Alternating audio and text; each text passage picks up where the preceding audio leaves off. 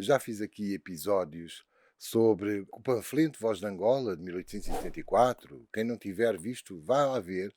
É o panfleto Voz de Angola, mas eu disse na altura não confundir com a Voz de Angola clamando no deserto. Este livro que aqui está, nesta edição da União de Escritores Angolanos, mas na verdade foi um livro publicado em primeira edição em 1901. Não confundir isto com o panfleto do mesmo nome. Também fiz um outro episódio já há algum tempo, que eu também tinha prometido continuar, que foram os primeiros jornais de Angola, entre 1866 e 1881.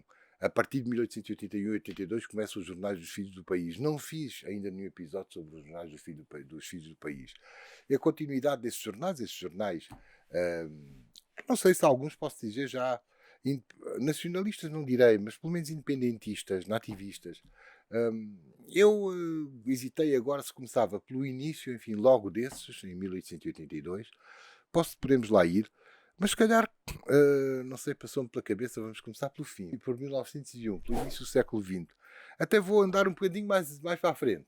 Vou andar para os anos 1940, porque eu escrevi um ensaio aqui neste meu livro, Imaginários da História Cultural de Angola, no que diz respeito aos capítulos dos autores angolanos. Trabalhei um conto do meu amigo, do meu querido amigo, o escritor Arnaldo Santos, aqui no Prosas. No Prosas, que este livro está aqui, esta edição, com o título Prosas, na verdade é o Quinaxixe e outros contos. Há um conto que aqui está, que é o Velho Pedro. Mais tarde, o Arnaldo Santos, inspirado no Velho Pedro, iria criar uma outra personagem, que é o Kushishima Kyamushima. Também já falámos aqui no Lembra de Angola, do Kushishima Kyamushima. Ora bem, no Velho Pedro, quem é o Velho Pedro do Arnaldo Santos? É na década de 30, 40, ali na área do Quinaxixe, na zona do Quinaxixe e nas barrocas da LAL, da Companhia das Águas, vivia um velho vagabundo que, enfim, a quem os jovens, os meninos daquela zona, iam várias vezes visitar.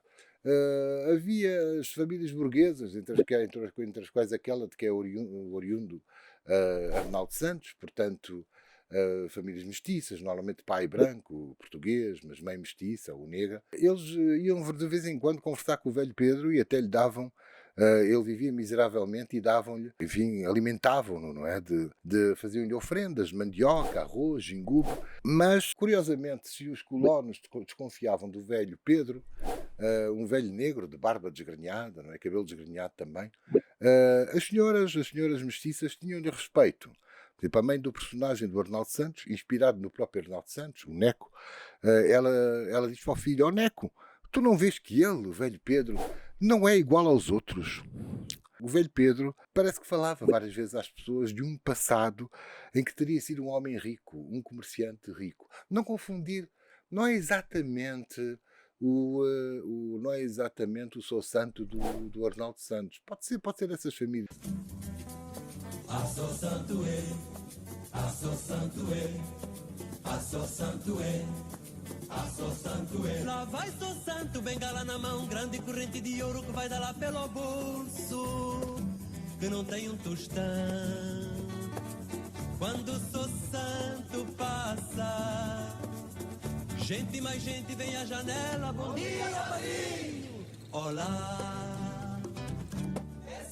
Mas este velho Pedro, ao que parece, tinha vivido no Brasil, tinha filhos brasileiros. E mais, além dele falar bem português e até dar aulas ou explicações àqueles meninos de como se escrevia em português, ali no Quinaxixe, aqueles meninos que andavam naquela escola, ele até falava francês. Engraçado. Porquê que...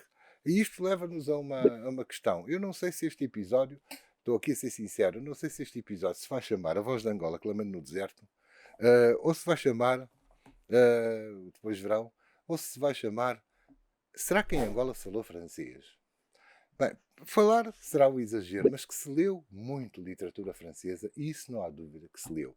Portanto, todos estes intelectuais do século XIX, pessoas que na maioria dos casos tinham a instrução primária, alguns tinham mais estudos, aqueles que iam estudar a Portugal ou ao Brasil, mas porque cá está, era aquela burguesia que andava naquele interface, muito ligado ainda ao tráfico de escravos, mas que depois vão escrever naqueles jornais, e isto vai-se marcar toda a segunda metade do século XIX e entrando ainda no início do século XX. O velho Pedro vinha de uma família destas. Isto remete-me. Ora, o velho Pedro é uma figura dos anos 30, 40, na infância do Arnaldo Santos, mas isto remete-nos quase meio século antes, pelo menos para 1901, quando é publicada A Voz de Angola Clamando no Deserto. O que é A Voz de Angola Clamando no Deserto? Como eu disse, foi publicada em 1901, em Lisboa, no tempo do governador Francisco Xavier Cabral de Moncada, não?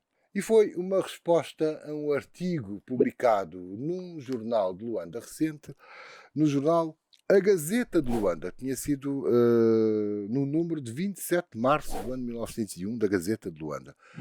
Não sabemos quem foi o autor era anónimo, mas a Gazeta de Luanda já era aqueles jornais que aparecem na viragem do século XIX para o século XX e que são já jornais de pessoas vindas do reino. E a dizer de colonos. Sim, são colonos, sem dúvida, mas muitos destes colonos eram colonos eruditos. Eram colonos até republicanos. Não existia ainda república em Portugal, mas eram republicanos maçónicos. Isto agora tem que ver com uma lacuna minha. Eu mando aqui um grande abraço ao meu querido amigo José Trofa Real. Eu tenho a lacuna ainda de não estudar ainda a fundo. Vamos lá chegar. A ideia da maçonaria, da Curibeca em Angola. A Curibeca, enfim, se bem que fosse revolucionária em muitos aspectos, também vamos falar nos próximos episódios da Confederação Brasílica, mas em muitos era manifestamente colonialista. E temos aqui um autor que muito provavelmente é um maçom e escreveu isto na Gazeta de Luanda. Escreveu que os negros que praticassem crimes deviam ser reprimidos com palmatoadas. Já tinha acabado a escravatura, atenção, já não havia escravos, mas ainda se podiam dar palmatoadas aos serviçais livres. Então, sendo negro, não sendo um empregado branco, sendo negro, devia ser reprimido com palmatoadas e não com a prisão, porque esta constituía um prémio para eles, diz este senhor, porque entendia que as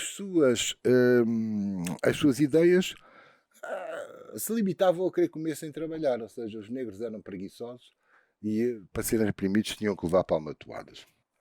E que se algum patrão branco, ou algum branco, mesmo sem ser patrão, reprimisse um negro e se o levassem para a prisão, seria desautorizar o branco. Pronto, já está aqui realmente. Reparta-nos do início do século XX, 1901.